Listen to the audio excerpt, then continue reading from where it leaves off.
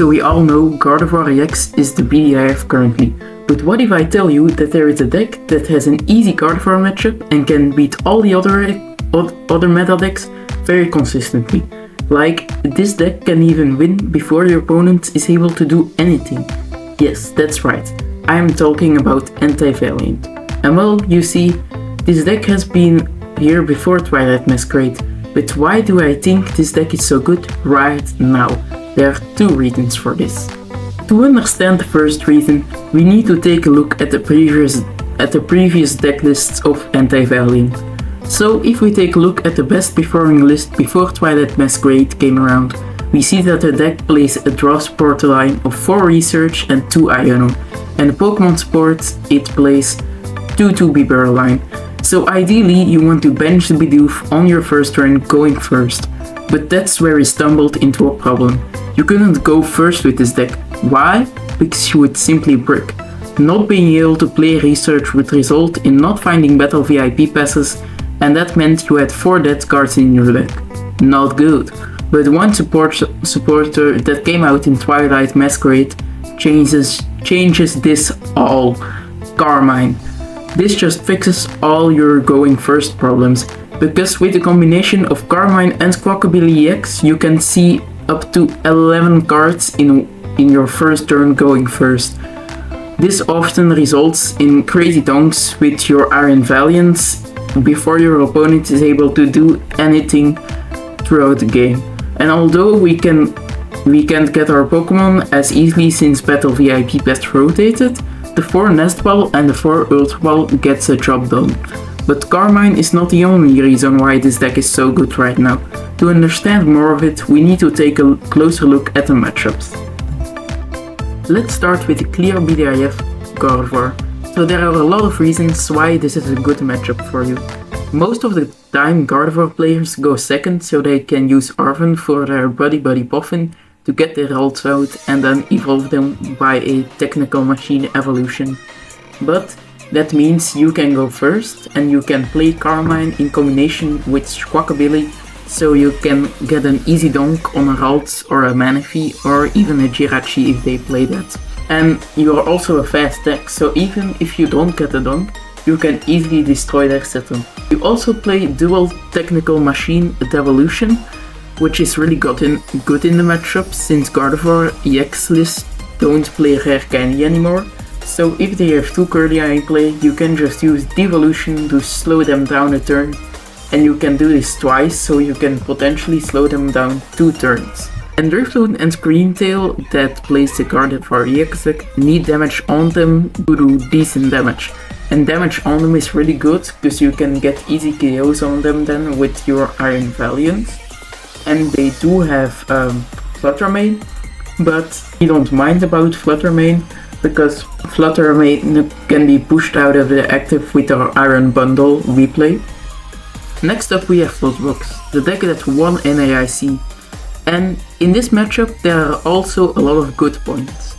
So the first good point is again that also Lostbox likes to go second often. This means that we can get our Bidoof down easily on the first turn and get donks on their small Comfies or Sableye. And also, you might think Lostbox is a bad matchup because Iron Thorns EX stops Iron Valiant, but this is actually not true. Because Iron Valiant EX is a future Pokemon, Iron Thorns doesn't stop Iron Valiant. And also, they don't have great attackers that deal a lot of damage in the early game, except for Blood Moon Ursaluna, but that can one-shot our Entei or Iron Valiant. But they can only do that in the late game. So in the early game we can have a lot of pressure. And we also got a lot of counter stadiums against Lostbox. Since they play 4 Pokestops, it's really nice that we play 4 Magma Basin to bump their consistency. Plus Iono and the Magma Basin to bump a Pokestop can be very deadly against that deck. So now we have a deck that is also played a bunch. Lugia.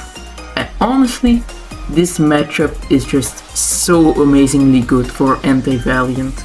And there are 3 simple reasons why. First of all, we have 4 Steel Stone in our deck, which can fish out the Prime Catcher very easily. So you can chase the Lugias easy with the Prime Catcher. And second of all, which is probably the biggest reason why this matchup is so good for us, we have one copy of Accompanying Flute in our deck that can get Pokemon onto their bench without them wanting it. So it can grab Luminions, Iron Hands, Blood Moon Ursalunas too early.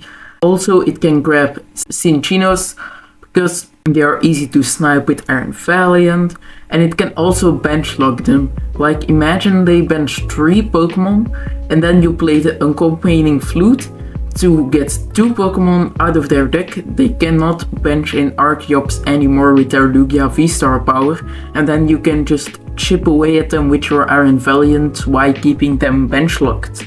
And then, yeah, Minchinos just get easy sniped, and Minchinos are really good to KO Enteis in the early game, but now they can't do that because they get sniped way too easily. Alright, let's get to the next deck, and this deck is probably the deck that requires the least skill to play. Yes, that's right, I am talking about Raging Bolt. So, we also have a few good points in the Raging Bolt matchup. They often go second, more like always go second, so we can get our Bidoof easily down turn 1. And you can leave a 1-prizer in your active at the end of your turn, for example like a Moltres, so they can't take 2 prizes on their very first turn of the game. And Ogerpon is fire weak, so it's easy to chase with Prime Catcher or our 2 copies of Boss's Orders. And we also have the Accompanying Flute again, which can grab Squawkabilly, and you can chip and chip and chip and chip Squawkabilly, and after some time it will just go down to your Iron Valiant, which is really nice. Radiant Charizard is also really good in this matchup because it deals a really sweet 250 damage, and it is a 1-prizer, so that offsets their price raise. And Iono is also very deadly in combination with bumping the Pokestop, as well as I said with Lost Box. It's just so deadly. Iono to 1 or 2 and then bump their Pokestop with a Magma Basin. Sometimes they just can't do anything. Alright, and last but not least, we have Charizard EX. So, as I already pointed out with Gardevoir, Entei Valiant is a very fast deck, so you can easily destroy their setup. And also, you can get easy dunks against Charizard. You know, when they start Cleffa, when they start Bidoof, when they start Pidgey, that all has 60 or less HP, which is really good because you will only need 3 pings from your Iron Valiant. And Charizard tends to go second often, so it's very easy to get dunks again. And then we play the double Devolution, of course. It's specifically built in for this matchup. It is just so good. You can like damage their Charizard, ping their Pidgeot DX 3 times with your Iron Valiant, and then just use Iono, put them down to a low hand size, and then you can go like Devolution, like KO their Charmander with the Devolution and KO their Pidgey, who are just evolved, and then they have like no consistency anymore.